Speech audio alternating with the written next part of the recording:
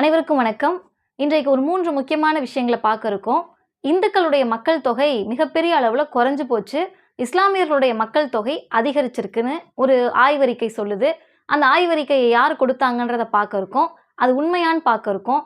2வது பிரிஜ்பூஷன் சிங் மிகப்பெரிய அளவுல மல்யுத்த வீராங்கனைகளுடைய போராட்டத்திற்கு ஒரு திருப்பம் நேற்றைக்கு டெல்லி உயர்நீதிமன்றம் கொடுத்திருக்கு. 3வது எப்போலாம் நம்ம மணிப்பூரை பற்றி பேசுகிறோமோ அப்போல்லாம் அமைதியாக இருக்கக்கூடியவர்கள் சந்தேஷ் காலி என்ற பிரச்சனையை சர்ச்சையை பெரிதாக மாற்றி இருக்கிறார்கள். அதில் நேற்றைக்கு ஒரு திருப்பம் நடந்திருக்கு. இந்த 3 செய்திகளை தான் இன்னைக்கு பார்க்க இருக்கோம். வீடியோக்குள்ள போறதுக்கு முன்னாடி டிவார் சேனலை சப்ஸ்கிரைப் பண்ணிக்கோங்க.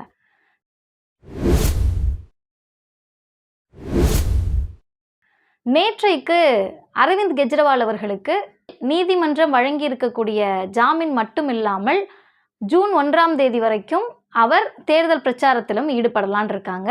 ஜாமீன் மட்டும் வழங்கினாலே பிஜேபிக்கு நெருக்கடி. இதில் அவர் பிரச்சாரமும் பண்ணிக்கலான்னு சொல்கிறாங்க. அவர் வந்த உடனேயே சர்வாதிகாரத்தை வீழ்த்துவோம் அப்படின்ற ஸ்டேட்மெண்ட்டை வேற கொடுத்துருக்காங்க. அப்போ பிஜேபிக்கு மிகப்பெரிய நெருக்கடி எல்லா மாவட்டங்களில் மாநிலங்களிலும் இன்றைக்கு பரவி இருக்கிறது. நான் ஏன் குறிப்பிட்டு மாவட்டங்கள்னு சொல்கிறேன்னா, எந்த இடங்களையெல்லாம் இது நமக்கான மாவட்டம் அப்படின்னு பிஜேபி வட இந்தியாவில் சேகரித்து வைத்திருந்தார்களோ அந்த மாவட்டங்கள் கூட இன்றைக்கு பிஜேபிக்கு எதிராக மாறி இருக்கிறது. அப்போ இந்த இந்தியாவினுடைய மிக முக்கியமான இந்த மக்களவை தேர்தலில் ஜனநாயகம் வெல்லப் போகிறதா அல்லது சர்வாதிகாரம் வெல்லப் போகிறதா என்ற இந்த கேள்விக்கு நமக்கு மிகப்பெரிய நம்பிக்கை அளிக்கக்கூடிய செய்தியாக கர்நாடகா, மேற்கு வங்கம், உத்தரப்பிரதேசம், குஜராத் உள்ளிட்ட எல்லா மாநிலங்களிலும் மிகப்பெரிய தோல்வியை பிஜேபி சந்திக்க இருக்கு அப்படின்றதுக்கு டேட்டா நம்ம கிட்ட இருக்கு. முதல் செய்தி, கர்நாடகாவில் பாலியல் வன்கொடுமைகள் செய்ததற்கு ஆதாரம் இருந்து வீடியோக்கள் வெளியாகி புகைப்படங்கள் பாதிக்கப்பட்ட பெண்கள் கதறி அழுது நமக்கு நினைக்கவே பதபதப்பா இருக்கு. ஒரு 2000 வீடியோக்கள்னா சும்மாவா? இது எல்லாம் செய்த மிகப்பெரிய அளவில் ரேவண்ணாவாக இருந்தாலும் சரி, அவருடைய மகனாக இருந்தாலும் சரி, பிரஜ்வல் ரேவண்ணாக இருந்தாலும் சரி, இவர்கள் எல்லாருக்கும் ஆதரவான போக்கை பிஜேபி கடைபிடிச்சிட்டே வருது. பிரதமர் இதை பற்றி வாய் திறக்கல. வாய் திறந்த பிரதமரும் என்ன சொன்னாருன்னா, மாநில அரசு இதை கண்டிச்சிருக்கணும், மாநில அரசு நடவடிக்கை எடுத்திருக்கணும்னு சொன்னார். ஆனால் பிரதமருடைய வாயிலிருந்து ஒரு வார்த்தை கூட நாங்கள் பிரஜ்வல் ரேவண்ணாவுக்கு கொடுத்த ஆதரவை திரும்ப பெறுகிறோம் அப்படின்னு இன்ன நாள் வரைக்கும் சொல்லலை. பிரஜ்வல் ரேவண்ணாவை தப்பிக்க விட்டது யார், தப்பி ஓட விட்டது யார், இதில் பிஜேபியுடைய பங்கு என்ன என்று கர்நாடக மக்கள் சிந்திக்க இருக்கிறார்கள், சிந்தித்து கொண்டிருக்கிறார்கள். எனவே கர்நாடகாவில் மிகப்பெரிய நெருக்கடி.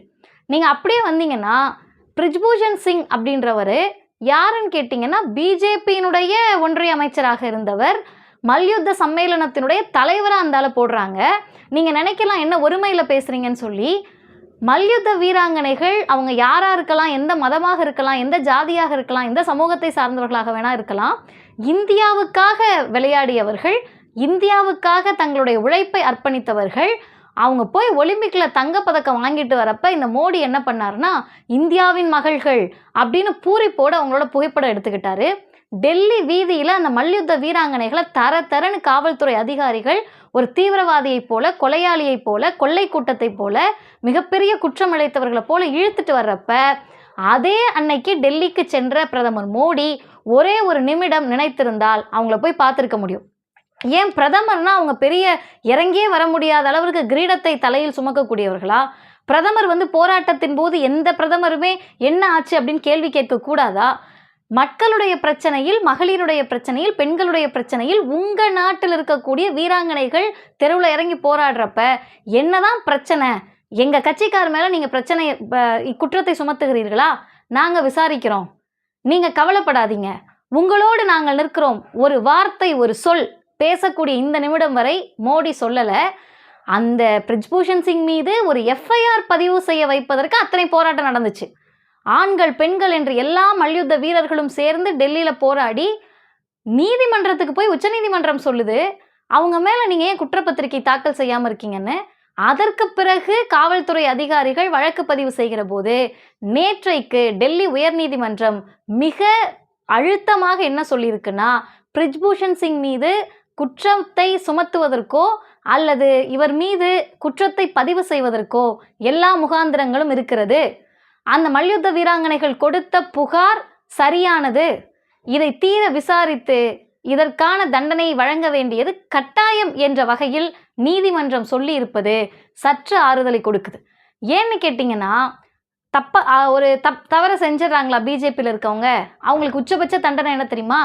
அப்பா மீது மல்யுத்த வீராங்கனைகள், சும்மா ரோட்டில் போகிறவங்க கிடையாது, மிக முக்கியமாக இந்த இந்தியாவில் இருக்கக்கூடிய அனைவரையும் திருப்பி பார்க்க வைத்து பதக்கம் வென்ற மல்யுத்த வீராங்கனைகளுக்கே இந்த நாட்டில் இதான் நிலைமைன்னு சொன்னால், அந்த மாலிக் அவர்கள் சொல்லுகிறார், சாக்சி மாலிக் மிகப்பெரிய அளவில், நீங்கள் என்ன தெரியுமா வேலை பார்த்துருக்கீங்க பிஜேபி, ஒன்றிய அரசு என்ன தெரியுமா பண்ணியிருக்கீங்க, பிரிஜ்பூஷன் சிங் மீது நாங்கள் புகாரை, குற்றத்தை, இவர் எங்கள் மீது பாலியல் வன்கொடுமை செஞ்சாருன்னு சொன்னால் அவருடைய மகனுக்கு நீங்கள் சீட்டு கொடுத்துருக்கீங்க. இது என்ன தெரியுமா ஆக்குது எங்களெல்லாம், பாதிக்கப்பட்ட பெண்களுடைய மன உறுதியை உடைத்துள்ளீர்கள். இது எவ்வளோ பெரிய வார்த்தை. ஒரு நாட்டில் ஒரு பெண்களுக்கு ஒரு அரசாங்கம் கொடுக்க வேண்டிய மிகப்பெரிய விஷயம் என்னன்னு கேட்டால், உங்களோடு இந்த அரசு இருக்கும், நாங்கள் இருப்போம்ன்ற நம்பிக்கை. அந்த மன உறுதியை நீங்கள் உடைத்து விட்டீர்கள். இந்த ஸ்டேட்மெண்ட்டை அந்த மல்யுத்த வீராங்கனை சொன்ன பிறகும் கூட பிஜேபியோ மோடியோ வாயை திறக்கலை. இன்னைக்கு வரைக்கும் அவங்க அதை பற்றி பேசலை. கேட்டால் என்ன சொல்கிறாங்கன்னா, விவாதத்திற்கு வரக்கூடிய பிஜேபி, அவருக்கு கொடுத்தோமா, எவ்வளோ நல்ல பதில் பாருங்க. தந்தை மீது இவ்வளோ பெரிய குற்றம் இருக்கிற போது அவங்க மகனுக்காக மோடி வந்து பிரச்சாரத்துக்கு போவார்.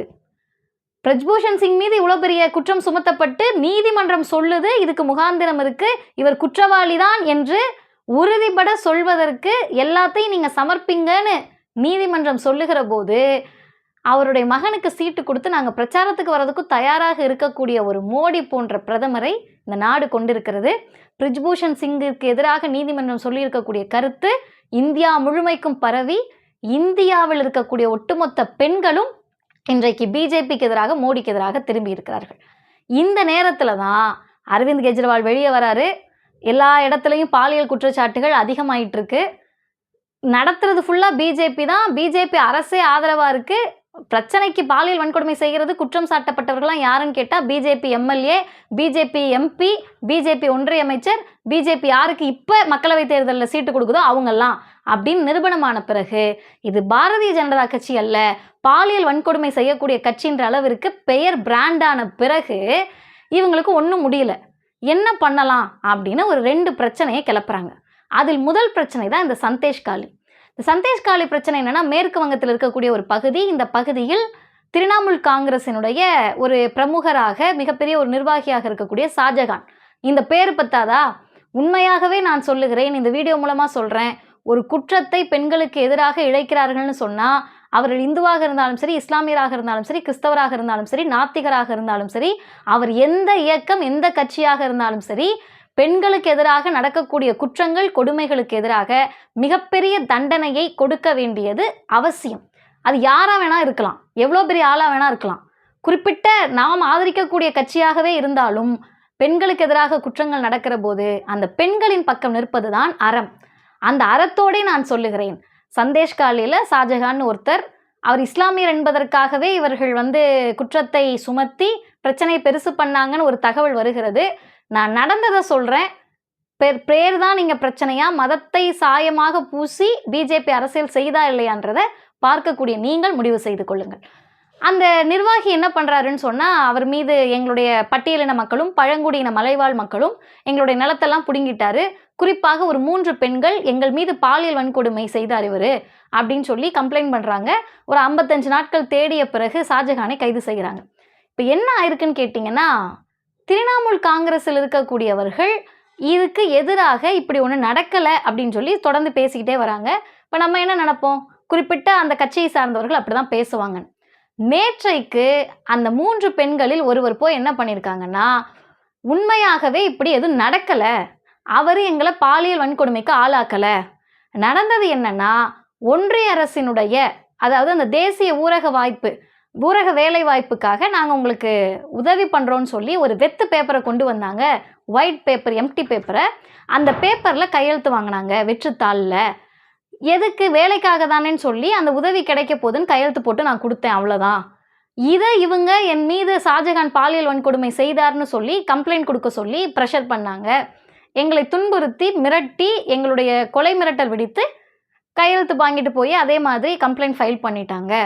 இப்போ என்னென்னா, ஊர் மக்கள் எல்லாம் எங்களை ஒரு மாதிரி பார்க்கறதுனால இந்த தவறை நான் உணர்ந்து நான் வெத்து பேப்பரில் தான் கையெழுத்து போட்டனே தவிர அந்த நபர் என் மீது எந்த விதமான தாக்குதலையோ பாலியல் வன்கொடுமையோ நிகழ்த்தலை அப்படின்னு அவங்க சொல்லியிருக்காங்க.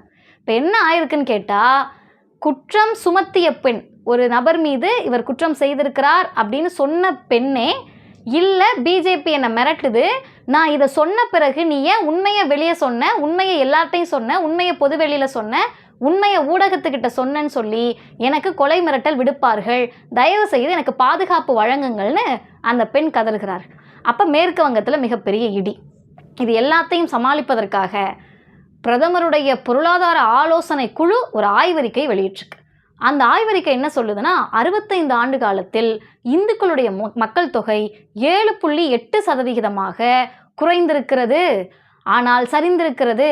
இஸ்லாமியர்களுடைய மக்கள் தொகை 43.1% உயர்ந்திருக்கிறது. கேட்குறப்ப அப்போ பக்குனாகி, என்ன இவங்க உயர்ந்துட்டாங்களா, இஸ்லாமியர்களுக்கு எல்லாத்தையும் தூக்கி காங்கிரஸ் கொடுக்க போதா, இனிமேல் இந்துக்களுக்கு இந்த மண்ணில் வேலையே இல்லையா, நாங்களெல்லாம் யார், 2ஆம் தர குடிகளா அப்படின்லாம் பிஜேபி ரைட்டப் எழுதி பேச ஆரம்பிச்சிருக்காங்க. ஆனால் என்னென்னா, மண்டையில் இருக்க கொண்டையை மறக்கிற மாதிரி அந்த ஆய்வறிக்கையை வெளியிட்ட செய்தித்தாளே கீழே என்ன சொல்லியிருக்குன்னா, எப்படி இந்த செய்தியை சேகரித்தாங்கன்னு தெரில. இறுதியாக இந்தியாவில் சென்சஸ் என்ற மக்கள் தொகை கணக்கெடுப்பு நடத்தப்பட்ட ஆண்டு 2011. 2011க்கு பிறகு மக்கள் தொகை கணக்கெடுப்பு எடுக்கப்படலை.